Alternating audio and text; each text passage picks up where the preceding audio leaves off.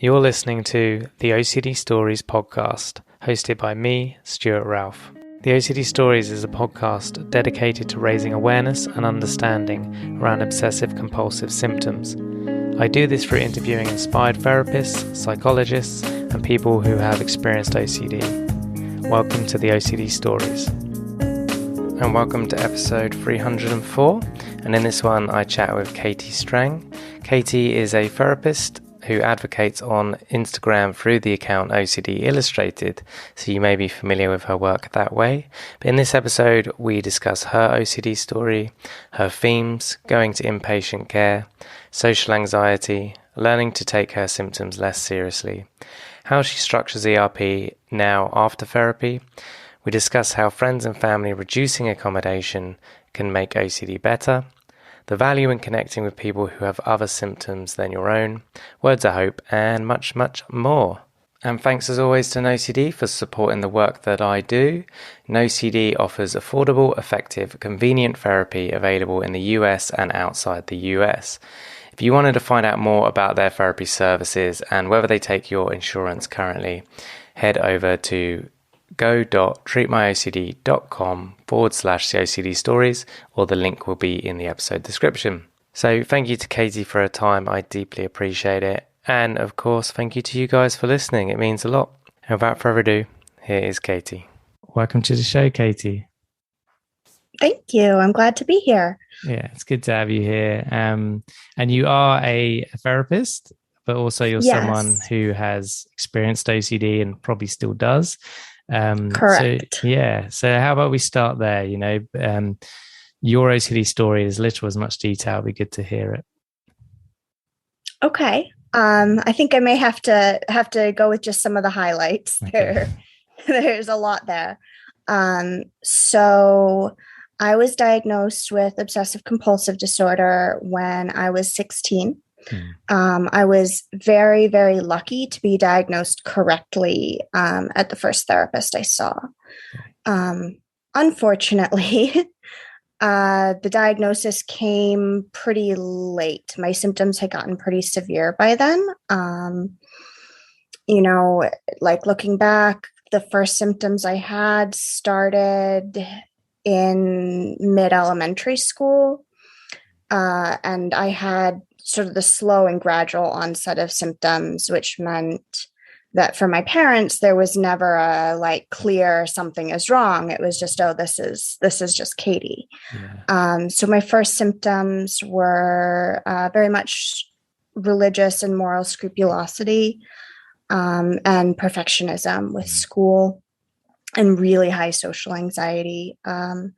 So for example, someone in church, Sunday school or whatever had said that prayers were like letters to God. And so I got it in my head that to say a prayer, I needed to spell it out like writing a letter. So capital O-U-R space, capital F-A-T-H-E-R, comma, space, W-H-O, right on like that for the prayer. And the prayers then sort of continued to morph, where at points I was really concerned that if they were imperfect, they would be thrown out. So I need to do them again. Or that I needed to pray for everybody I talked to during the day, which was just actually more motivation not to talk to anybody. But obviously those symptoms were things I could really hide. It didn't occur to me to tell anybody about them. Yeah. So by middle school, I was aware that something was different, and I was really hiding my symptoms, which had morphed into still a lot of scrupulosity, a lot of perfectionism, rewriting, starting to have symptoms with numbers and counting, symptoms with colors. I was afraid that if I wore anything black, it would magically turn me goth, because that's totally how that works. And by the time I was diagnosed in high school, things were really bad. I had, in a very short period of time, a partial hospitalization, 2 inpatient hospitalizations, and then I went to residential treatment at Rogers Memorial Hospital for about 3 months, and that was a big turning point. Got a lot of improvement there, learned how to really do exposure and response prevention, and then returned home and finished school, went to college, and have continued managing my OCD and recovering to the best of my ability. So excellent. Yeah, I like what you said about your parents, because it was a gradual kind of decline into OCD. Your parents didn't pick up on it. They were just like, it's Katie, versus if it suddenly almost come overnight, they obviously would have thought something's not quite right here. And I guess I've never looked at it like that, of why it goes undetected, is because for many people it does kind of gradually decline. Yeah, I mean, and to add context to this, my mom is a pediatrician. And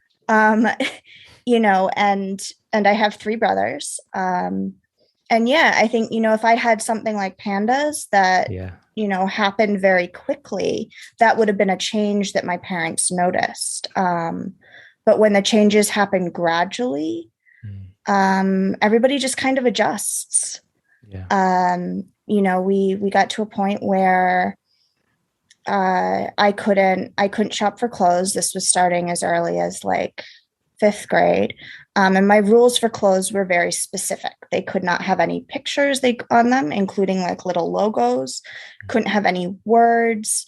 Patterns were iffy. I could sometimes handle like stripes, but certain colors were off limits. Black, red, orange, yellow were no-goes. The collars had to be high enough, right? So there was all this stuff. And my mom had like kind of learned these rules. And the way we would do my clothes was she would go buy clothes. She would bring them home. I would very reluctantly try them on. I would agree to keep some of them, and then she would take the rest back.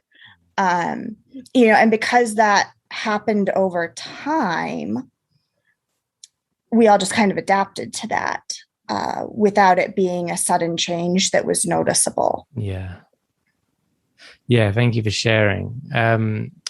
And you shared that Rogers, the inpatient 3 months at Rogers, was a big turning point for you. What were some of the key things that did turn it around for you at Rogers?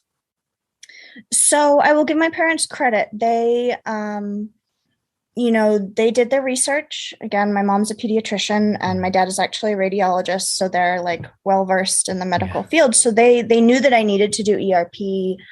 And they found a clinician in my town who had training in that. And she really tried with me. I had compulsions started off with the kind of standard not stepping on cracks, and then it became you can't step on 2 different colors at once. So like a multicolored carpet would be a problem. And then also like in gym class, if we were outside in the field, there were like 2 different kinds of grass that were different textures, and I couldn't step on the different textures at the same time. And eventually got to the point that I wouldn't step on like spaces of shadow and light, like the boundary that was enough of a crack. So this therapist was really working with me to try to do ERP. We were trying to do the practicing stepping on cracks, and it just wasn't a high enough intensity. At that point, every decision I made during the day was OCD based, from the order that I ate my food had to be alphabetical, to the clothing I wore, to the way I wrote my notes. I mean, everything was OCD. And so even I think I was seeing her twice a week, and it just wasn't enough. And I wasn't convinced it was going to work either. So going to Rogers, I think the first big change for me was seeing that exposure and response prevention was working for other kids. And working for other kids whose symptoms were as bad as mine. And that really gave me the motivation to dive into it. I will admit, I did have now that I'm here, I have to be the perfect patient kind of obsession going on there.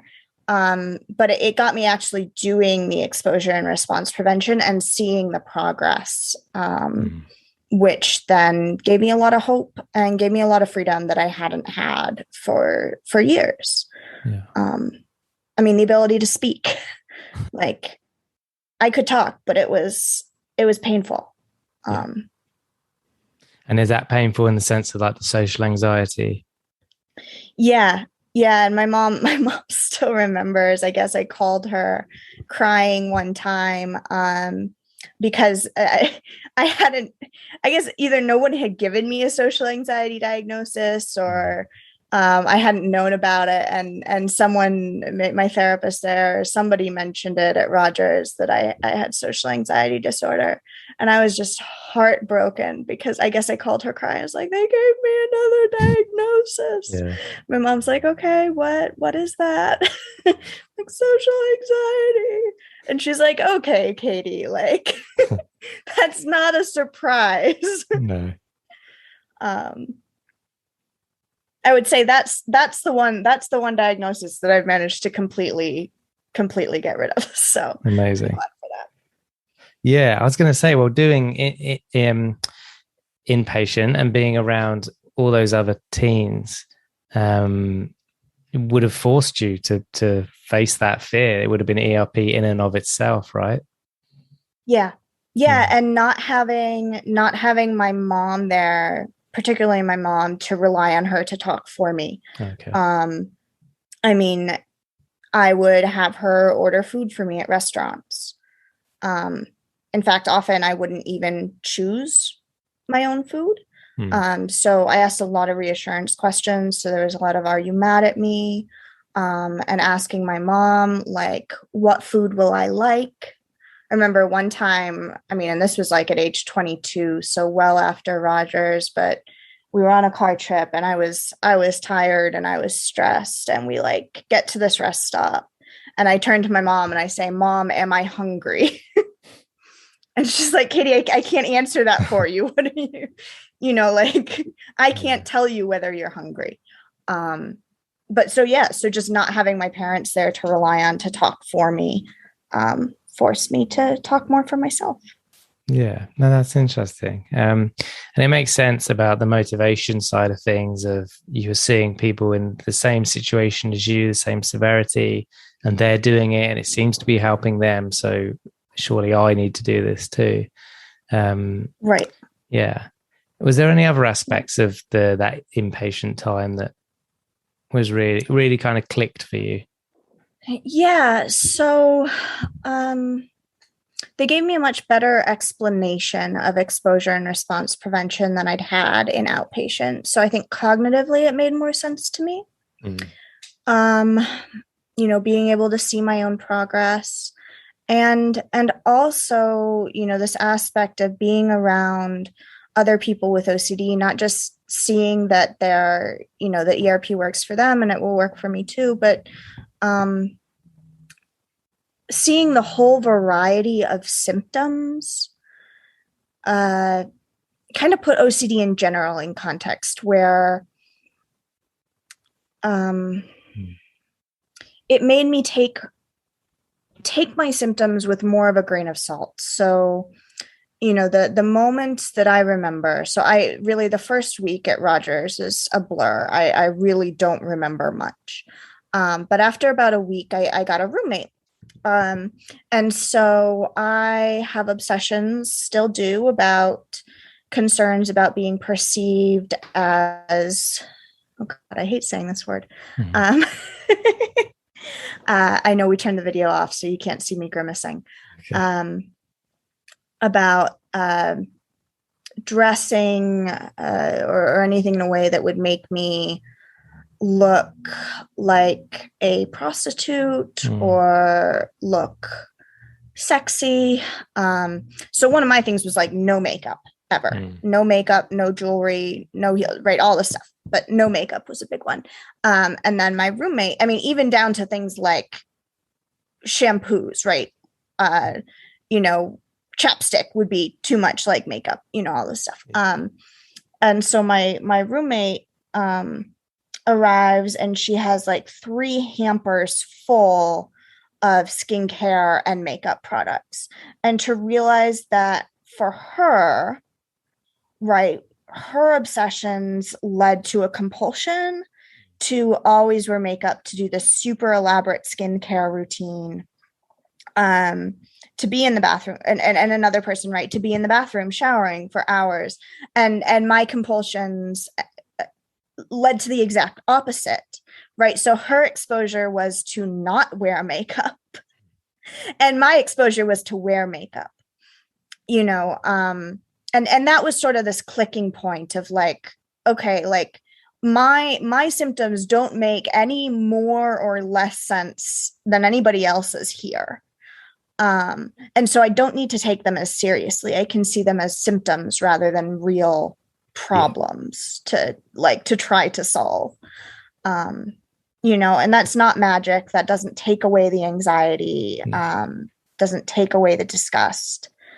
It just takes away some of the illusion of it, right? Like some of the magic and curtains, and if that makes sense. Right. Like it didn't, and still doesn't. I mean, it doesn't make doing exposures any easier. No. But it does give me more motivation to do them. Yeah. Which matters. So. Absolutely. Yeah. Motivation is very important. Okay. And, you've talked about some of it so far, but like, where are you at today from an OCD standpoint? So I'm doing pretty well. I mean, I couldn't tell you my Y-box score. I have done the Y-box so many times that it is meaningless. Yeah. So the symptoms that I'm working on right now are predominantly to do with cooking. And then still sort of the sexual intrusive thoughts are still problematic. So with cooking, it's largely, anybody who's seen or been following my Instagram, which is OCD Illustrated, and I know I haven't been active there for a while, really since starting my job, but had seen a lot of me posting about cooking exposures. And so I'm not anxious, like actually preparing food anymore. I can prepare a recipe, that's fine. The anxiety is really this moral scrupulosity of what if I buy food and then don't use it in time and it goes bad and then I've wasted it.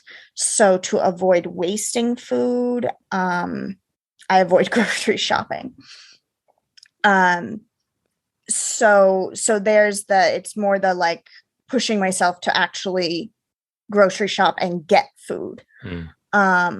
That's a challenge now, as opposed to, literally me crying in front of a pot of boiling water for pasta because I can't decide whether or not it's boiling. And then, and then the obsessions about what if I look like a prostitute, all that kind of stuff. Yeah. And that's what, I respected earlier is you obviously, you could tell you were hesitating to say it, and it was tough for you, but you said it anyway. And I think that's the attitude of an ERP lifestyle, of whether it's uncomfortable or not, I'm still going ahead. Yeah. And things kind of came to head a month or two ago. I had a doctor's appointment that I really needed to go to, and that I had been, delaying and delaying and delaying and delaying. And it got to a point where it was like, okay, for my physical health, I need to go to this appointment. But I pretty much, as soon as I got past 18, and so couldn't have my mom saying like, you have to go to the pediatrician. I have avoided any doctors where I would need to undress,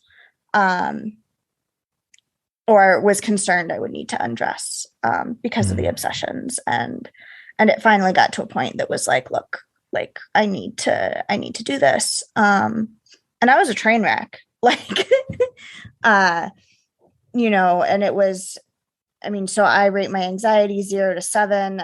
I was at a 7 for hours. I was stuttering, shaking.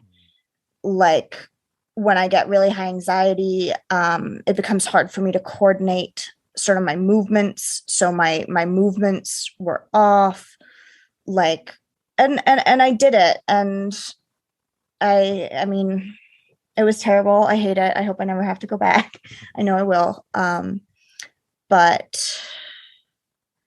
it was kind of a revamp afterwards. There was a solid week afterwards where I was like, I'm never doing this again. This was terrible. This set me back years because it brought back compulsions about like showering with my eyes shut and the lights off and changing clothes in a very particular way. But overall, like I'm glad that I got my health sorted out. And it was kind of a reminder that like I can tolerate really high anxiety. Yeah. Yeah. Anyways, that's to say, I did, before that appointment, I did a lot of prep work with my therapist with practicing saying words that were scary for me. So. Okay. Excellent. Yeah. So you got the benefit of that. Yeah. Very good. Very good. I like that. Okay. So, and I guess the question I've heard many times from the listeners is a curious question around, well, when I finish ERP or finish that form of therapy, how do I keep going with the exposures? When do I do the exposures? Do I do them in a structured way? Do I do them unstructured, XYZ? For you personally, do you now like still structure like a list of things or items to do, or is it just when it comes up you lean into it and do like an exposure ad hoc, or how do you manage that? A bit of both. So like the example I gave for this doctor's appointment, I knew that was coming up and I knew that was going to be really hard. So that like I started working with my therapist again, and we came up with a structured list. Like we had a hierarchy. I was doing scripting and list writing and all of that every day to work up to it. So that was a much more formal structured, where I was, keeping track of my, subjective units of distress level and like writing it all down, sharing that back with my therapist afterwards. So like that was very formal structured. And we did that because I needed to be at least semi-prepared to be able to get through this appointment. Yeah. I have some things, so like with cooking, that are sort of in the middle. So when I was really scared of just like the actual process of cooking, I signed up for HelloFresh, which is a meal kit delivery service. So that each week I'd have 2 or 3 meal kits delivered, to sort of, especially because I'm so concerned about wasting food, to like make me have to practice cooking. But with that, I wasn't like actually keeping track of my subjective units of distress level. And similarly, I mean, in high school, after I returned home from Rogers, and at that point I was still doing a lot of like formal structured exposures. But one of the things I did for the social anxiety was signed up for a public speaking class as an elective for a semester. So that, every day I'd have to go to this class and practice public speaking. So stuff like that is sort of my in-between, where I'm building the exposure into my schedule, but I'm not formally tracking it. Yeah. With like subjective units of distress or anything like that. Okay. Yeah. And then there's the sort of more spontaneous as things occur. I need to shower. Well, that's an opportunity to practice not doing my showering compulsions, right? Like, I think the things I need to structure more, probably if I'm looking at my life right now, are structuring to avoid avoidance, because there are still things I avoid. Okay. And if I were in a job where I really needed to wear makeup, that would need to be a structured exposure. Okay. Yeah. Yeah. Yeah. Yeah. It makes a lot of sense. So thank you for sharing. And obviously sharing your story and opening up. I appreciate it. I want to get on some other questions now. Okay. More with you. I guess you as the person with OCD, but also you as the clinician or advocate. So Yeah. speak from any one of those roles or a mixture if Okay. you want. So the first one was how individuals with OCD can teach others, i.e., family, friends, roommates, or a non-OCD specialist clinician, their school, to support them effectively, aka reducing compulsions, but in a caring way. Just anything you wanted to say on that. Yeah. Oh, I'd love to talk about that.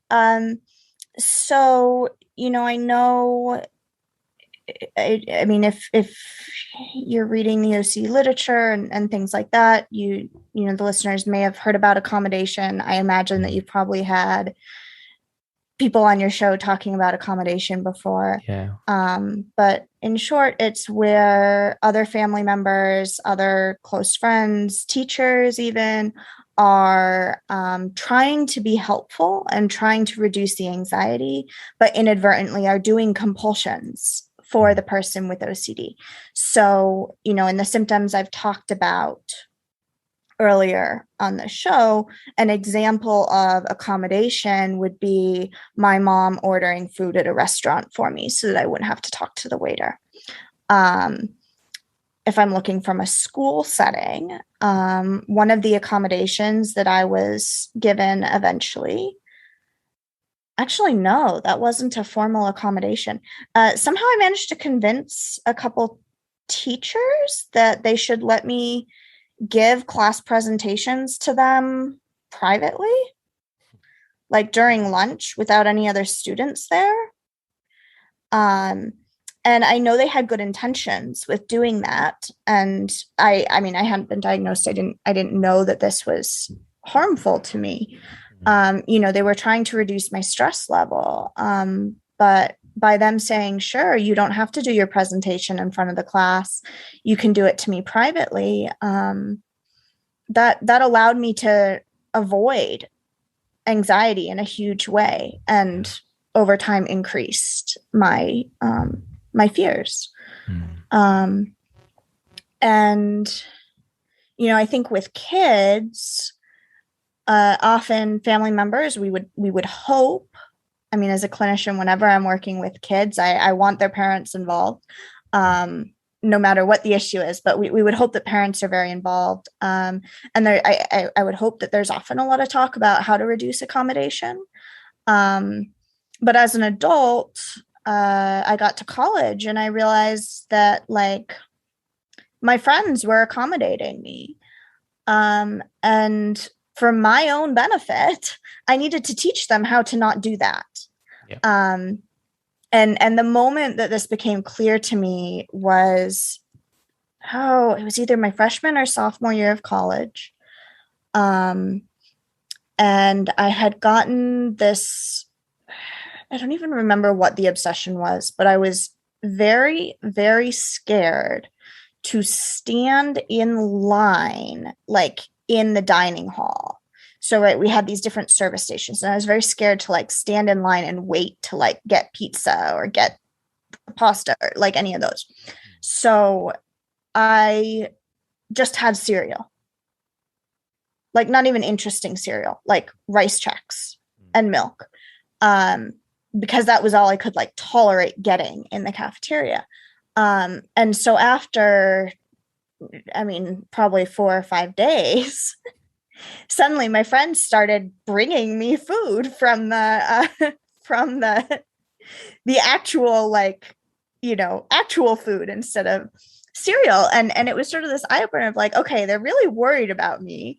this compulsion has not gone unnoticed. Like, they may not understand what they're seeing, but they've noticed this and they're concerned and they're trying to help. And if I let them bring me my food, I'm never going to go back into that dining hall and get food for myself. Yeah.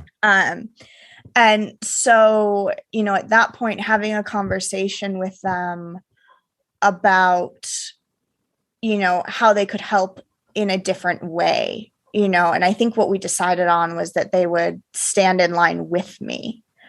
And I actually don't know if I even explained my diagnosis at that point, because I've found ways to explain and to get people to help that don't explicitly say I have OCD. You can often say, like, I don't know, I'm feeling really anxious about this and I'd like to overcome this fear.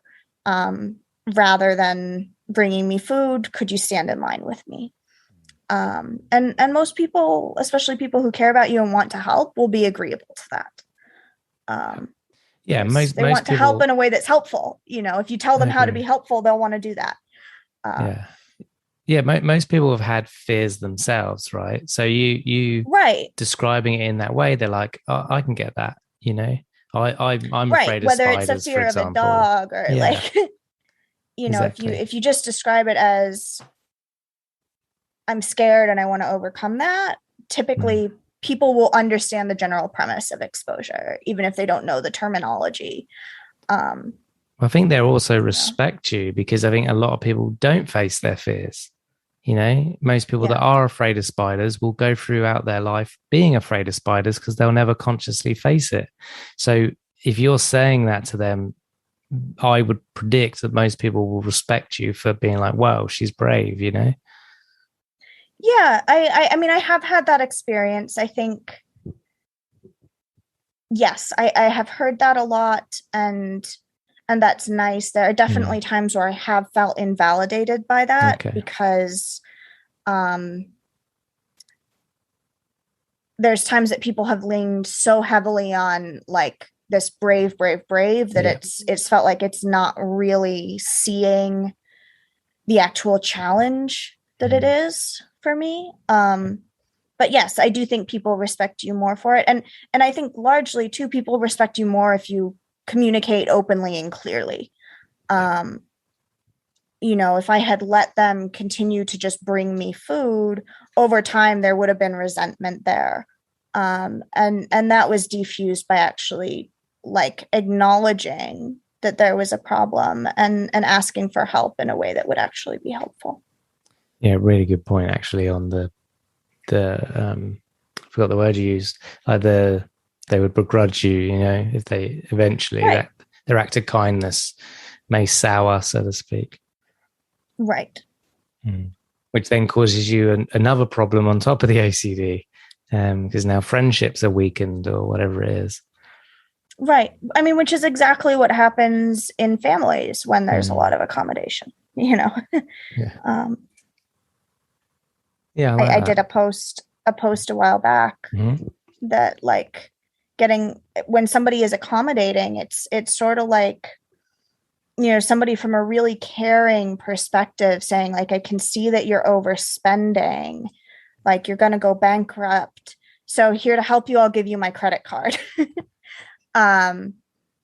Which maybe helps in the short run, but if you're not actually learning to budget and you just start spending somebody else's money, like, there's no good ending to that.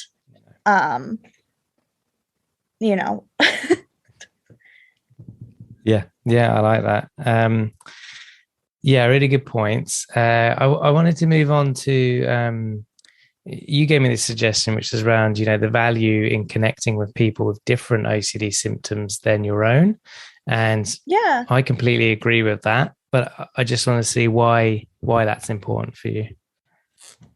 So, I mean, I started learning, kind of coming to this conclusion when I was at Rogers, and then attending some of the OCD conferences. But where it really crystallized for me was when I was facilitating OCD peer support group in Boston. And I could see people coming in, and there's the immediate connection to somebody whose symptoms are really similar, right? That, when I meet with somebody who has a similar kind of obsession, there is this connection and it feels really good. But then often the conversation goes in circles, and often it becomes doing compulsions with the other person. Where you're both sort of mutually engaging in compulsions, whether, it's just commiserating about how terrible the obsession is and not actually doing anything to change it, or inadvertently validating the obsession as real. I saw like people with health anxiety could like get in a pattern of like actually sending back and forth articles about cancer, about warning signs, and sort of this endless talk about the obsession, which then reinforced it. And so talking to people with different symptoms made it much harder to ritualize together, because, if someone came in, I have these obsessions about cooking and wasting food. So if someone comes in and tells me they're so scared of wasting food, and it's going to be really hard for me to resist reassuring them, because in reassuring them, I also get to reassure myself. True. And if I bring it up and they have the same obsession, then if they reassure me, they're also reassuring themselves. And that's much harder to resist than if someone comes in with an obsession that is completely different from mine, that I can clearly see as OCD, and that I'm not connecting with on this visceral level. It's much easier for me to not reassure. I don't have contamination, or at least physical contamination obsessions. I never have. So if someone comes in and says they're afraid of getting HIV from a toilet seat, it was much easier for me to not reassure that, because providing them reassurance doesn't do anything for me, except make me go, oh, I provided reassurance there. Bad Katie. And then also just getting the perspective of, this is all OCD, right? The stuff you think is unique just to you is not. Like, often the thought process behind the obsessions is the same, even if the content is different. And learning a lot from other people. If I only talk to people that have obsessions similar to mine, maybe even we do talk about exposure and response prevention. And I learned really well how to do ERP for my particular obsessions. But then if my obsession changes and I don't have anybody in my network who's had a different obsession, maybe I've never learned how to do ERP in general. I just know how to do ERP for this one thing. And then I'm stuck. Then I'm back at square one. So having a wider range of people to talk to gives you, more minds to put together, more experience to put together, more to learn from. I agree. And the point about, maybe I only learned to do ERP for my current theme. And it makes me wonder with some of the relapses, obviously not all of them, but some of them of like, it's different. I'm now worried about relationships versus my religion. I don't know what to do. And it's like what you did for the religion, it's just the mask has changed, but the OCD has not, it's, and I think, Right. like you're saying, you speak to others, you learn that actually the masks are changing, but actually, as long as I'm focusing on the core processes, then I always know how to deal with it. Right. And that's where I think particularly I think for people that come into treatment with sort of one set of symptoms. And I am personally, I'm sure you can kind of tell from what I've said, my symptoms are all over the map. And always have been. There are frequent changes. And that's fairly common for people whose OCD started in childhood and developed gradually. But for people who I see more with like adults that would come into the support group that were more the late onset, had really the first episode of OCD in their early 20s, often will come in with a very specific set of symptoms. And they were really successful with ERP. They'd come into the support group. They'd say, like, I did ERP for this. And they really followed it as a recipe, right? Where, their therapist laid out, we'll make the hierarchy and, work through the exposures and things. But then if their symptoms changed, they really felt like they didn't know what to do because, yes, they'd followed the step-by-step process, but without much of a understanding of how that process worked, and how to reconstruct it for a different fear. And maybe that's just because they only needed to make one hierarchy, right? Because there was only one core fear. Like when I was at Rogers, I had multiple hierarchies that I participated in making because I had multiple very different fears that couldn't be addressed with the same exposures. And when you talk to people with different obsessions and different compulsions, you get a bit more of that flavor of like, okay, how do I do not compulsions, do obsession. Okay. Do ERP for different obsessions and compulsions. And then even at a more basic level, to be able to recognize different obsessions and compulsions, so that if symptoms change, you're like on top of it rather than not realizing it until things are really bad. Because maybe you've talked to somebody else who has a similar symptom and you can realize, oh, like this is starting to get OCD flavored here. Yeah, it reminds me of your roommate as well, the one that had the compulsions around makeup and you had them around the lack of makeup, and how that was insightful for you, and really kind of opened up your eyes. Yeah. Well, and it sort of got at this, like, they can be mix and match, right? Two people with the same obsession can have very different compulsions. Two people with what appears to be the same compulsion can have very different obsessions that lead to that compulsion. Yeah.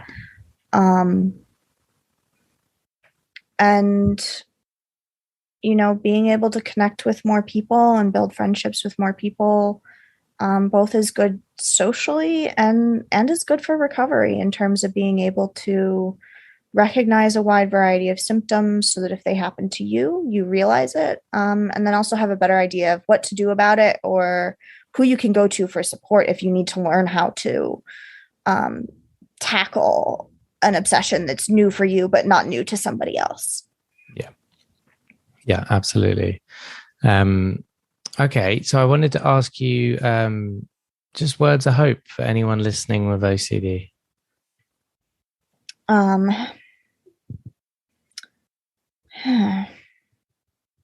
That's not a sigh of like, I don't know what to say. It's a sigh of, I want to find the words to accurately convey what I'm thinking in my head. So I think there's hope in connecting with other people, in seeing other people's success. The fact that I have finished graduate school, was not, I mean, when I was in inpatient as a high schooler, I didn't know this at the time. My mom told me afterwards, but one of my doctors there told my parents that they should maybe plan on me being able to finish high school, but that they shouldn't expect me to be able to go to college, and that they should anticipate that I would need long-term intensive care for the rest of my life. And thank God my mom said, oh, hell no, and started looking for for other places, and that's where she found Rogers. But to realize that was the prognosis that the psychiatrist gave me. And now I have not only finished high school, I went to college and graduated summa cum laude with a double major. I worked for 2 years in Boston, and then I went to graduate school. And I will admit, graduate school was rocky, not just because of the pandemic, but OCD really reared its ugly head there. But also finished graduate school. And I am living independently. I have a full-time job in the field that I want to be in. And yes, I still have OCD. But the impact on my day-to-day life is so much lower.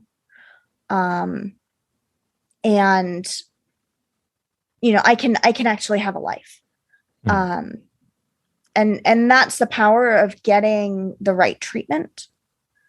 And, I'm so amazed. I went to the last in-person conference that the IOCDF had, which I don't even know what year it was, because I don't know, the pandemic has messed with my sense of time. But to be there and be in the what's it called? The room where everybody sets up their booths. Yeah, I know what you mean.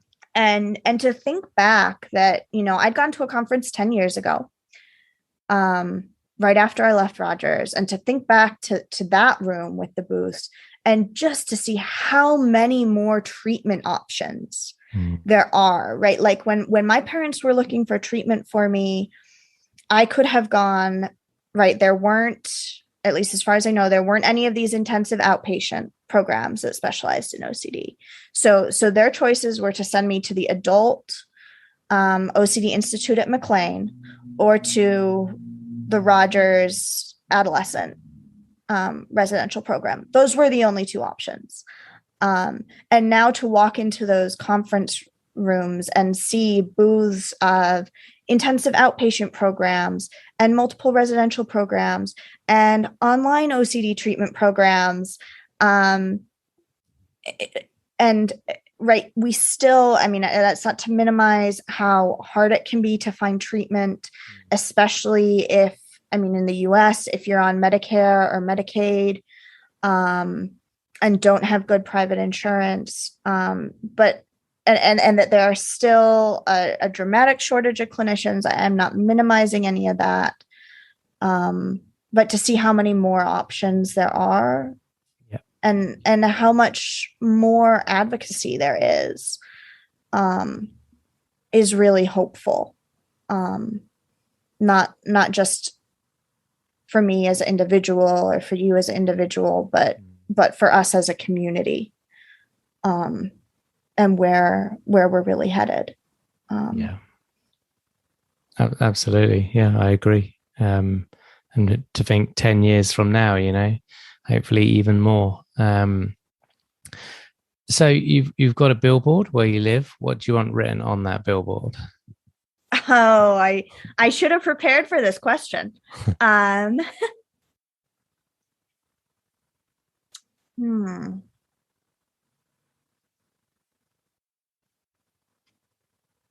Okay, I think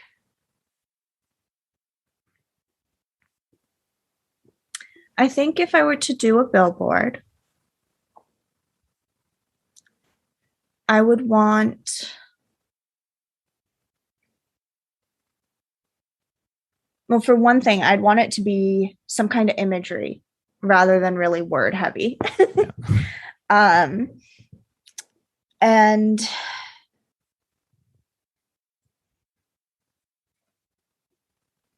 okay, so is it Edna Foa that made the Up and Down the Worry Hill book? I'm not sure.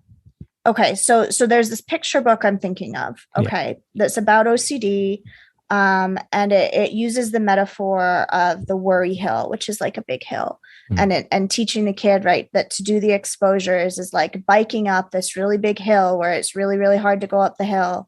And then you get to coast down and feel really proud and all that. And so going up and down the worry hill, and right, the more times you do it, the stronger your legs get. And the easier it is to bike up that giant hill. And I think I would want an image like that, but instead of just one cyclist, I'd want almost like they have in the Tour de France, where like the cyclists are in a pack, so they're breaking the wind for each other. And some kind of message about like, yeah, we're going to do these really hard things. And we'll do them as a group and we'll help each other out. And I don't know what the words would be, but that's the idea I have, is this, like, we have to do this really hard thing, and we can, while nobody can push your bike up the hill for you, you still have to pedal yourself. Taking turns in front, leading the way for each other, cheering each other on, we can do it together. Yeah. So something to that effect. Yeah, I like that. Yeah, I really like that. I'm aware of that book. I've never actually checked it out, but I'll put a link in the show notes to anyone who's I haven't interested. I haven't like read it in a very long time, so hopefully my memory of the general gist of it is accurate there. Yeah, I'm sure it is. And hopefully I got the author right as well. I may not have. No worries. Well, I'll link to it, and people can, maybe that's a reason to go to my website to find out who the author is. And then lastly, is there anything else you wish you could have shared today?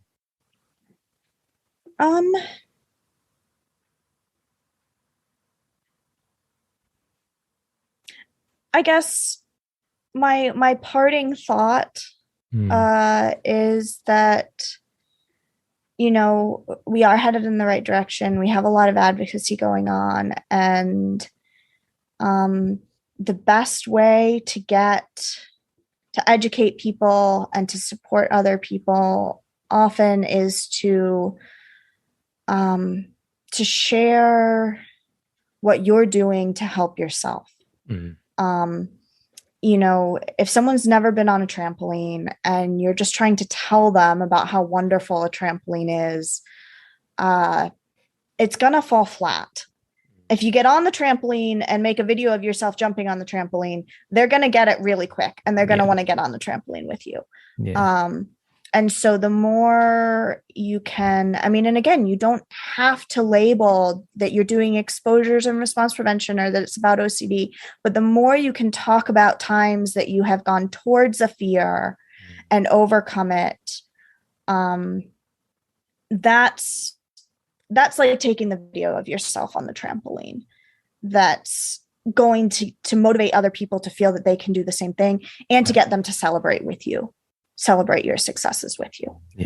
And demonstrate that success is possible and there is hope, which doesn't get demonstrated if we kind of really focus on how miserable OCD is, or why it shouldn't be a joke, right? Like those are real things, but I don't know that it tends to motivate people forwards, motivate ourselves forwards. I absolutely, I agree with that. It's a really good point and great way to end. And look, Katie, thank you so much for sharing your story, your work with us, and I'll link to all your stuff in the show notes so people can check. Okay, thank you so much for having me on. I've really enjoyed this conversation. Thank you for listening to this week's podcast. If you enjoy the OCD Stories podcast and would like to support us with a one-time tip/donation, please go to theocdstories.com/support. All tips, no matter how large or small, are greatly appreciated. Please subscribe and rate the show wherever you listen to the podcast. And thank you to NoCD for supporting our work. If you want to find out more about NoCD, head to go.treatmyocd.com/theOCD stories or click the link in the episode description. And quick disclaimer, guys, this podcast is not therapy. It is not a replacement for therapy. Please seek treatment from a trained professional. And until we speak, take care.